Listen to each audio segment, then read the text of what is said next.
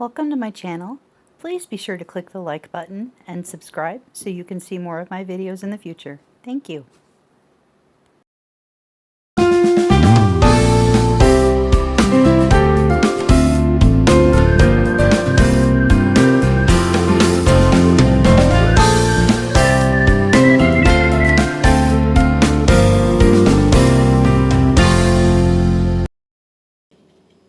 Hi everyone, my name's Valerie. Welcome to my channel, Texas Country Wife.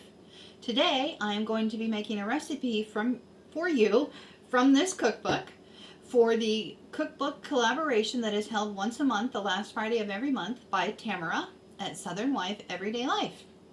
Below this video in my description box I will have a link to her YouTube channel as well as this collaborations playlist. So today I'm using a recipe from my slow cooking all year round recipe book. And this is put out by the Gooseberry Patch. I will have a link to this also in my description box where you can find it and purchase this cookbook if you'd like.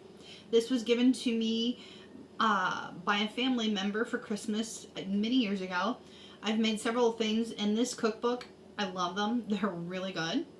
So today for you, I am going to be making unchili. Now, because this is not my cookbook, this belongs to someone else, I can't tell you the exact measurements. I will try to find this recipe online to link to, and if I can't, then buy the cookbook. Find out how to make this. It's delicious. Just follow along with me and see how I put this together. Again, this is on page 199 of this cookbook, and it's called Unchili. Let's get started, shall we? I'm going to put this over here so I don't get it dirty. Alright, first off, you'll need your ground beef. And you all know that I freeze these pre-cooked in 1-pound packages. This says SPO, which just means it's got salt, pepper, and onion powder in it. So because it's already got salt, well, pepper and salt in it, I'm going to set those off to the side. We can always add that at the dinner table if we want to. But this meat's already seasoned. It was frozen. It's been thawed out overnight in the fridge. That's going in the Crockpot. Well, maybe he's going in the Crockpot. All right, there we go. So we got the meat done and out of the way. Next, you will need a 14.5-ounce can of, it says petite diced tomatoes. I don't have those. I've got regular diced tomatoes from Aldi's. We're going to use that. That's going in here. I love this recipe. It's very similar to a chili I make.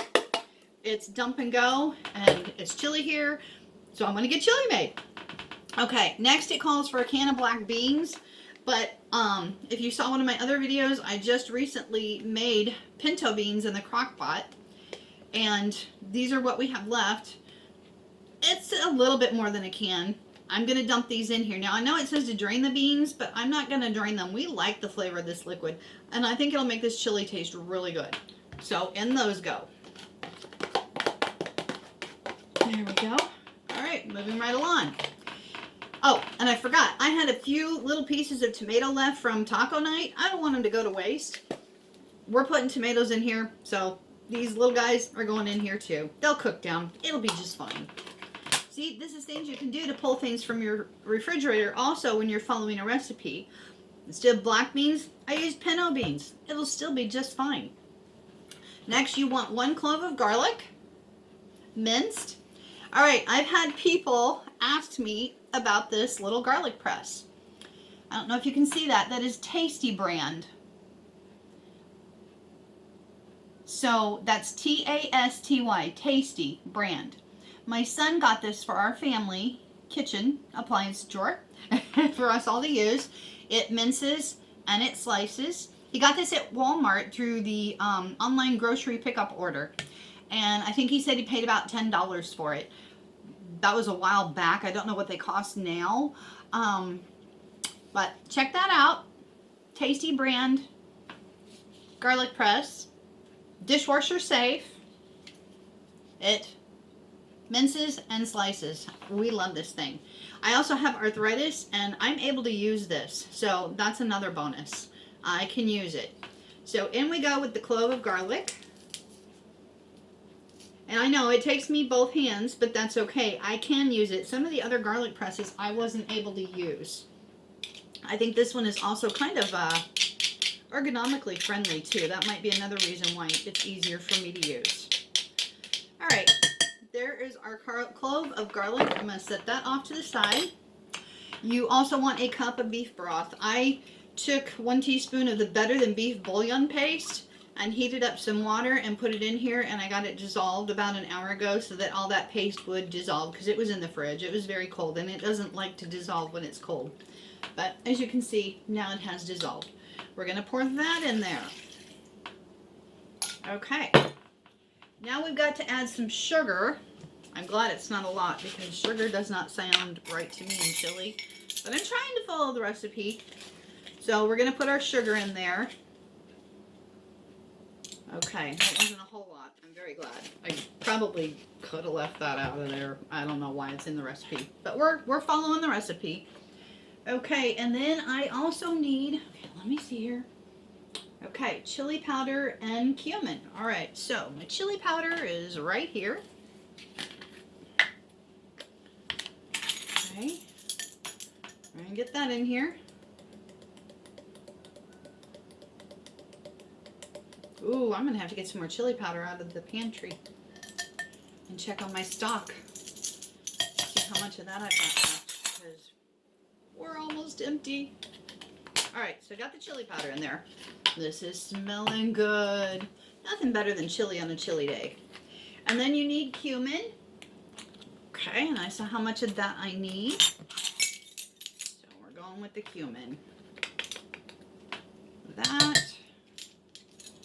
And then that.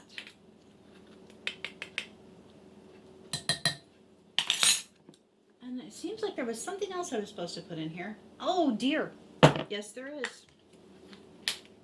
Hang on 1 second. Silly me, forgetting 2 ingredients. I'm usually so organized. Anyway, okay. I forgot the water. I don't normally put water in chili, but we're gonna follow this recipe. Maybe that's why it's called unchili. It's not exactly like a thick chili. Could be unchili. And I don't know of anyone that puts this in chili. It's corn. Frozen corn. I freeze my own corn. And so we're putting in here what that calls for. I bet that's why I forgot those 2 ingredients. I'm glad that wasn't a whole lot of corn that you have to put in here either. But hey, this is something new. It's similar to my chili recipe, but different. And different is sometimes really good. And this already smells delicious. I wish you could smell it. Look at that. Okay, we're going to give this a stir. And then we have to cook this on low for, let me consult the cookbook.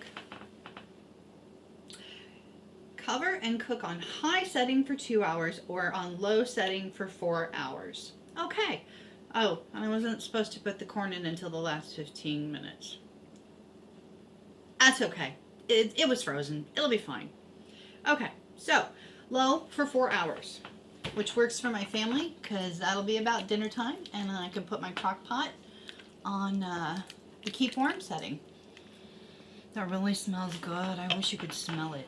That does. It smells good. I think this is going to turn out really good, and it'll be a new chili recipe for my family. So we won't have to eat the same kind of chili all winter long. Yeah, we eat a lot of chili in the winter. It's delicious. I'll probably make some cornbread or cornbread muffins to go with this for dinner tonight. And we'll probably sprinkle a little cheddar cheese on top if I've got any left. Okay, I will see you in 1 second with the finished product in a bowl. And it'll be 4 hours for me. Okay, it has been 4 hours and our unchili is done. It's a little thin for chili, but it's okay. We'll eat it and we like it like that. Sometimes I make a really thin chili, sometimes I make a thick chili. But that's what that looks like. And there you have it, unchili, ready to be eaten. You can top it with whatever you like.